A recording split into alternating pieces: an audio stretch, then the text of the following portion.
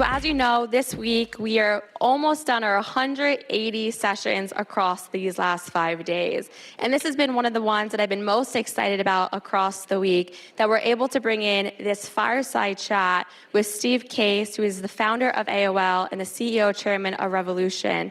It's always been a dream and vision of DC Startup Week team to be able to bring him to the DC Startup Week stage and learn from him his resources, challenges maybe he's gone through as a founder, and how together as a community we can make DC the best place to start and scale your startup. We're in a mission at DC Startup Week to help each and every one of you do the same, bring you the best content, bring you networking, and bring events like this to you throughout the year. So we're going to play a quick video right here, and then we're going to welcome Steve and Jasmine up to the stage for their fireside chat.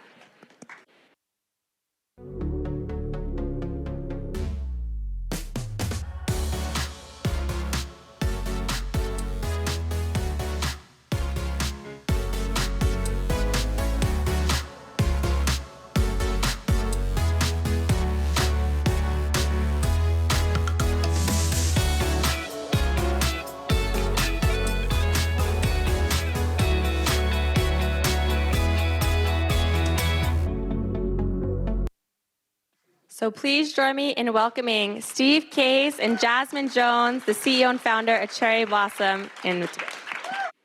Now Hello, it's hello. on. Okay.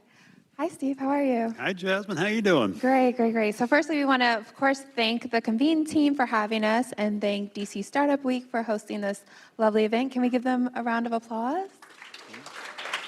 Awesome.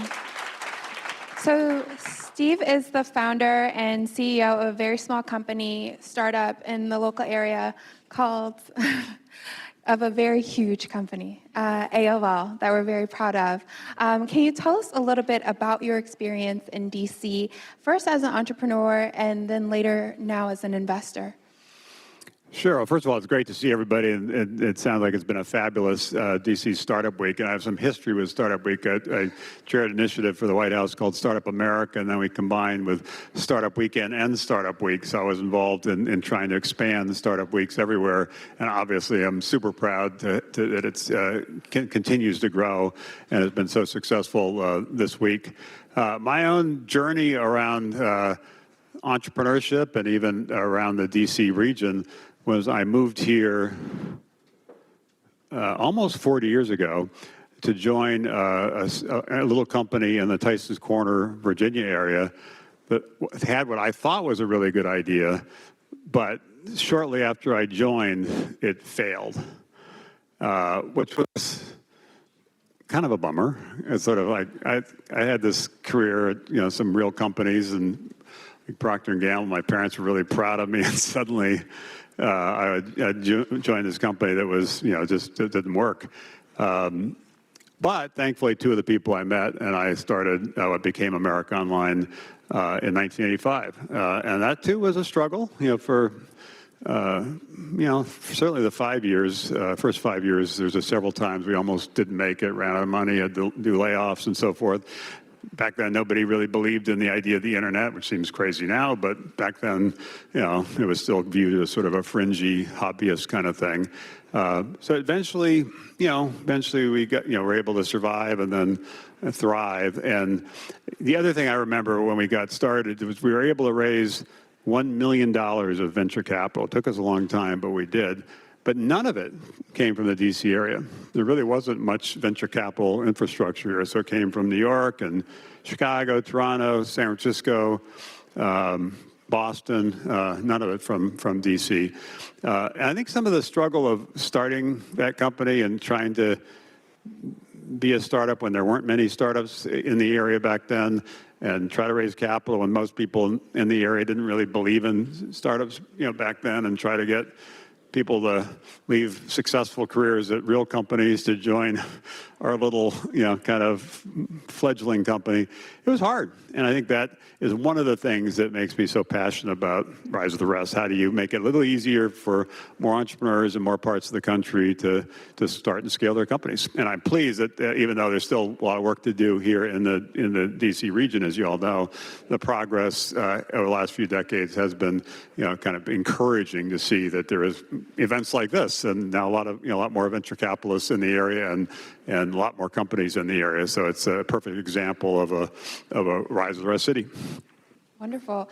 So tell us a little bit more about why you decided to start Rise of the Rest and what really motivated you to find this initiative. Well, I kind of bumped into the idea. It was not something I was looking to do. I kind of got, dropped in my lap, I guess. I was asked to co-chair an initiative called the National Advisory Council on Innovation and Entrepreneurship that led to what I mentioned, Startup America, and working on the Obama Jobs Council. And that opened my eyes to some things that I just hadn't been paying attention to, frankly, which is that the central role startups, new companies play in job creation. Small business is important. Big business is important. New business is the most important. Didn't fully understand all that data. And also the data around venture capital, which for the last decade, 75% of venture capital has gone to 3 states. It's crazy. California, New York, and Massachusetts, 75%. And while not every startup wants to raise venture capital or needs to raise venture capital, some are able to bootstrap, most of the companies that are really successful create a lot of jobs, create a lot of value in terms of the valuation, other kinds of things, do raise venture capital. So if it's really hard for a lot of people in a lot of places to raise venture capital, it seems like it's really hard for them to start their companies and scale their companies, and therefore the communities they're in are not going to benefit from job growth and economic growth and so forth. So it's like, well, that seems like it's bad, for those communities, frankly, bad for the country.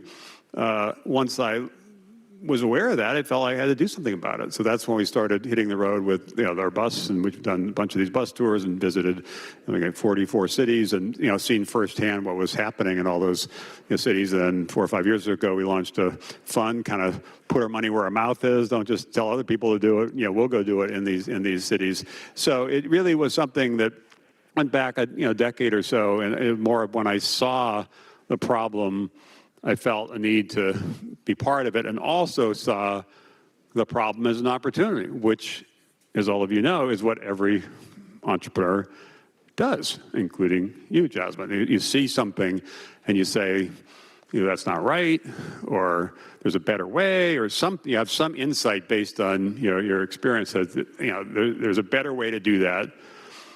And then you take the next step and say, I'm not going to just talk about it. I'm going to go do something about it. And that's when companies get formed. It was similar. As I learned more, I felt like I had to get involved. And when I saw the problem, I also quickly realized it was an opportunity. Oh, and that's such a powerful stance on it. Is that the reason why you decided to write this book? Well, I decided to write kind of similar. I didn't really decide to write the book. I felt compelled to write the book. After having spent the decade traveling around, visiting all these cities, and now we've made, our Rise of Rest Fund made 200 investments in 100 different cities. These stories of entrepreneurs and what they're doing are remarkable, and most people don't know about them. And the stories of what's happening as a result in the communities because of the fact that startups are being celebrated, and it's not just 1 or 2 places, it's dozens of places. It's also remarkable. So it's sort of this story that's not being told. Most people are unaware of what's happening, in different parts of the country. So it's sort of like, okay, these stories need to be told. I've had the opportunity to kind of have literally a front row seat on a bus traveling around the country to see this firsthand. I have an obligation to tell those stories and champion those entrepreneurs and encourage those communities and try to nudge people with capital on the coast to pay more attention to those those entrepreneurs in those cities and people making policy decisions here in Washington and elsewhere to make decisions that are more helpful to entrepreneurs. So it became something that really was something I felt I had to do. And by the way, we do have some books here. I do a book signing after this. The book isn't even out. It comes out week after next. And we just got our first copies a couple of days ago. Apparently, the supply chain hit the publishing industry as well. So our whole team was freaking out, like, where are the books? Where are the books? Kind of hard to get people to buy a book if you have no books. But this is the first event we've really doing for the book, and the first book signing we've done for the book. And it's fitting that we're doing it in DC, which obviously kind of helped launch my entrepreneurial journey. Wonderful. I love that. And I love that this is coming from the perspective of a person who was an entrepreneur and really a startup founder at the time and now an investor. So what will startup founders and entrepreneurs learn from the book?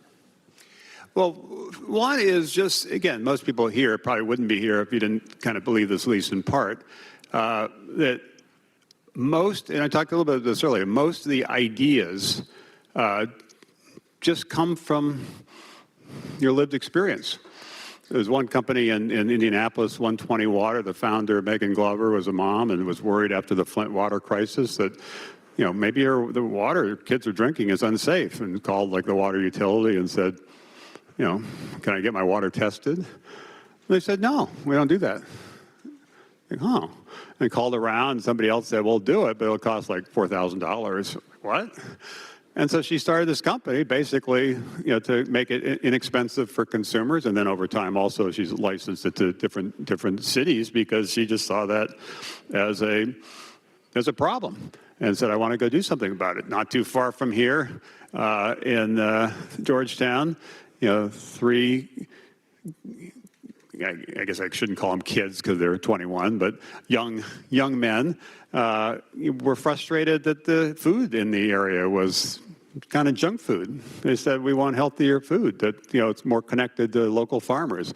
And they started Sweetgreen, one little kind of tavern really on M Street in Georgetown, and cobbled together some money. We invested in that company 7 or 8 years ago.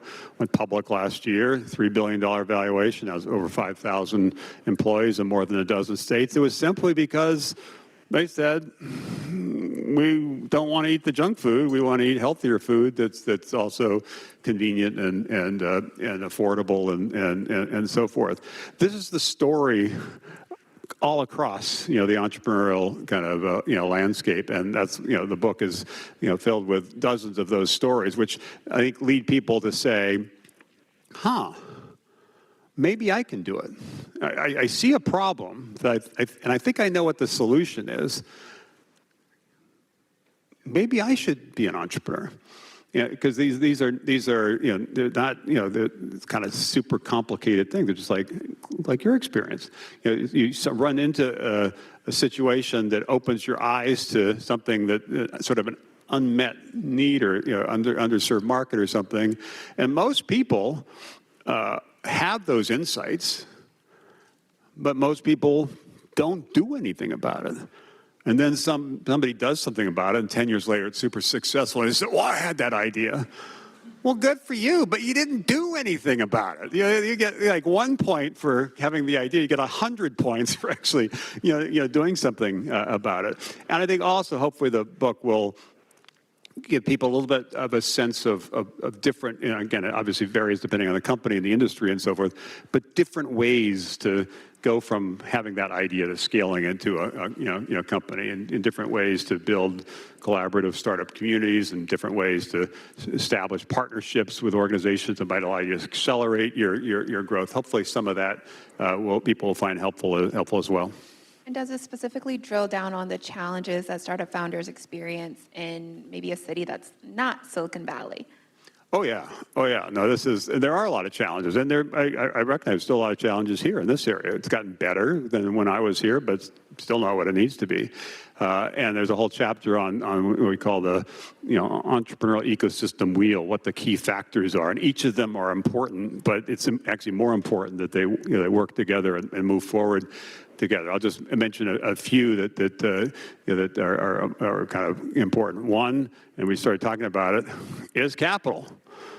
Some people have an idea and have money and can invest in the idea, or have friends and family that can invest in the idea. Most people don't.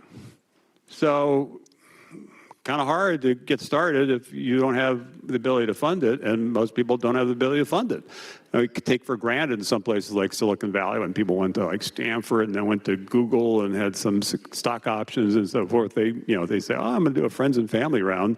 It's pretty easy. Well, most places it's pretty hard. So, capital is important. One thing encouraging there in the last decade, 1,400 new venture firms have started in these Rise of the Rest cities. 1,400.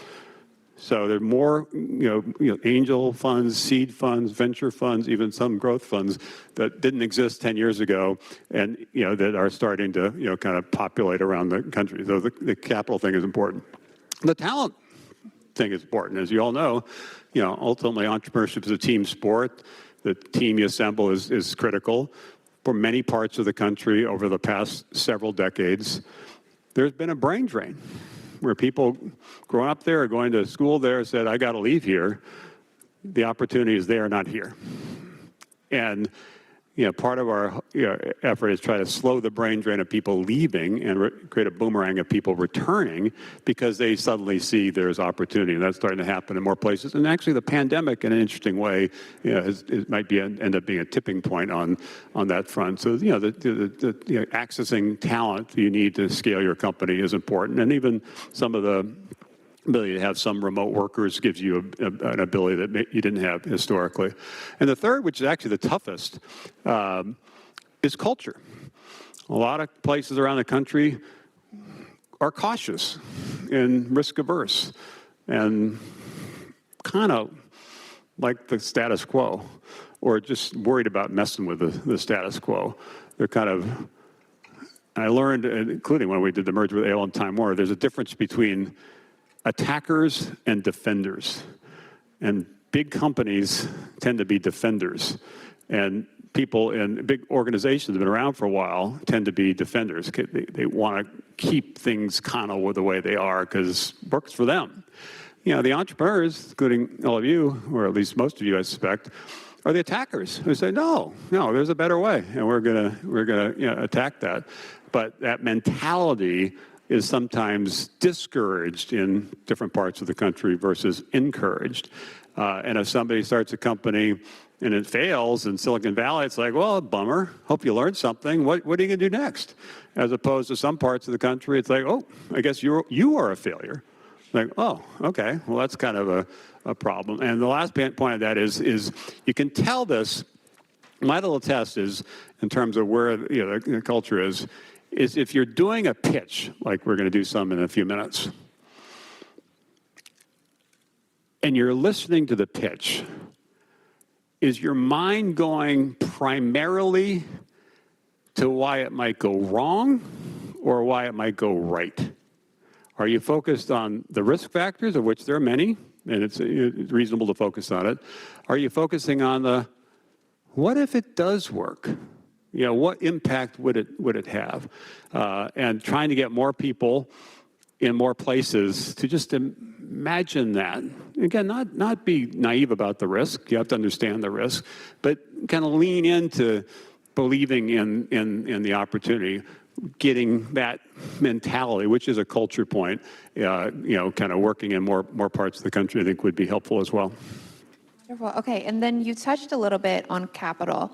Can you guys raise your hand if you're a founder or an entrepreneur? Okay, and then keep your hand up if you're raising.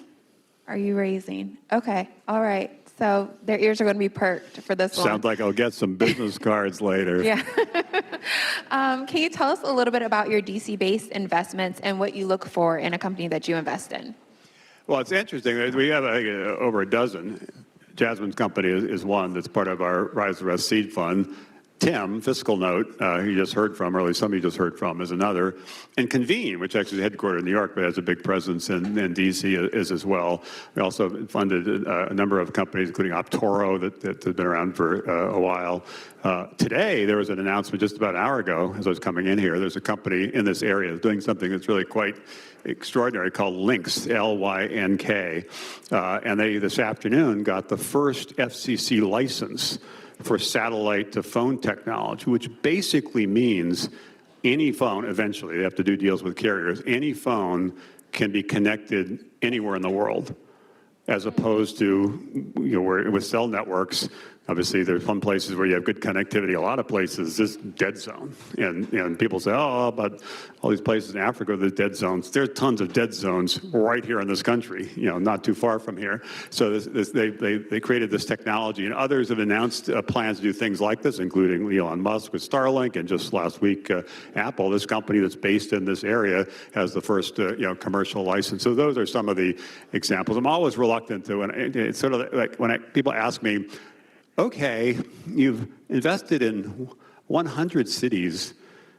What are your favorite cities? It's kind of like asking, because we have 5 kids, who is your favorite child? It's like, never good to answer that question. And companies is similar. So many great companies we've backed, including so many in this region. I'm reluctant to mention it, but because Link's just made that news, and because your company and others are part of this discussion, those are a few to point out. But they're all, of course, on our website, and we're looking for more. So those who are out there with hands up saying we're looking for money, perhaps we're the answer. Wonderful. All right. So lastly, tell us a little bit about what we can take away from the book and how it'll change our futures. Well, I think we've talked about some of the challenges, and the book definitely gets into some of the challenges. But I think, and I hope, most people reading the book will, number one, be pleasantly surprised and kind of intrigued by the number of interesting entrepreneurial ideas out there that have been bubbling that they hadn't been aware of, and the number of cities, which is dozens, all across the country, that are really, like we were saying here, showing real momentum. And I think that gives people in what, sometimes there's a lot of things to focus on that are real problems. This is one where it's a little bit of a silver lining, that something is bubbling here, that if we continue to see an acceleration in it, can, I think, change the trajectory of the innovation economy in America, can give more opportunity for more entrepreneurs in different parts of the country, can also give more opportunity to more diverse founders. The other thing we talk about in the book is sort of this diversity imperative. The data, for those who don't know, I think I talked about one of them already, but the 3 states get 75% of the venture capital. The other 2 data points are, and you get double points here, women are half the population. They get less than 10% of venture capital. Black Americans are 13% of the population. They get less than 1% of venture capital. So, even though we are in this great nation and the most innovative entrepreneurial nation in the world, and I'm proud of it, it does matter where you live, and it does matter what you look like. If you have an idea, you have a genuine shot at the American dream. And we got to change that. We've got to level the playing field. We've got to create opportunity for all. And it's not just a thing to do because it's the right thing to do, although of course it's the right thing to do. It's the smart thing to do, which is the other point that hopefully will come out of the book. The funds we've got are doing really well. It makes sense to invest in these places. It makes sense to back these people. And our hope is that success will lead others, and we're starting to see some of that, and again, accelerated in the pandemic. Hopefully it will accelerate a lot more in the next decade, that recognize, well, of course, you're all going to be great companies in Silicon Valley, and of course, Silicon Valley is awesome, and of course, it's the pride of America, and of course, it's the envy of the world. There's lots of other things happening all across the country, and spending more time focused on those entrepreneurs, more time supporting those startup communities, in the process launching companies, some of which will be the Fortune 500 companies of tomorrow, and in the process create tens of thousands, maybe even hundreds of thousands of jobs in these communities. So there's more hope in these communities. There's a sense of, kind of they're excited about the future versus anxious about the future, and they wake up in the morning thinking positive. 70% of Americans wake up in the morning and are anxious about the future, worried about their future. As a minority wake up, hopefully most of you, because you're focused on entrepreneurship, a minority say, isn't this awesome? I can't wait to go to the office or work remotely or what have you. We need to create more hope and opportunity in all different parts of the country. And if we do that, maybe, and just maybe a small way, we can help unite a very divided country. So it's not just about backing great entrepreneurs like you, Jasmine. It's not just about trying to support these startup communities and help take them to the next net level. It's not about just generating investment returns, although I do think that's the best way to accelerate the flows of capital. There's a broader idea here, which really I think is, kind of what is America going to be like in the future? And is it going to be, a fairer nation and a more inclusive, nation? And I think it's possible. We've seen it on the road. That's why I wrote the book and everything. Hopefully people here are doing in terms of creating some of those companies that could be successful and could inspire others in the community to launch companies and could change the trajectory of the nation. That's why it's so important. Wow, that's a beautifully hopeful message. Is there anything else that we should know about the book? It's coming out from Simon & Schuster on September 27th. You can pre-order right now on Amazon. All right, and So that's I do a believe we wrap. have some books here. Thank you so much, Steve.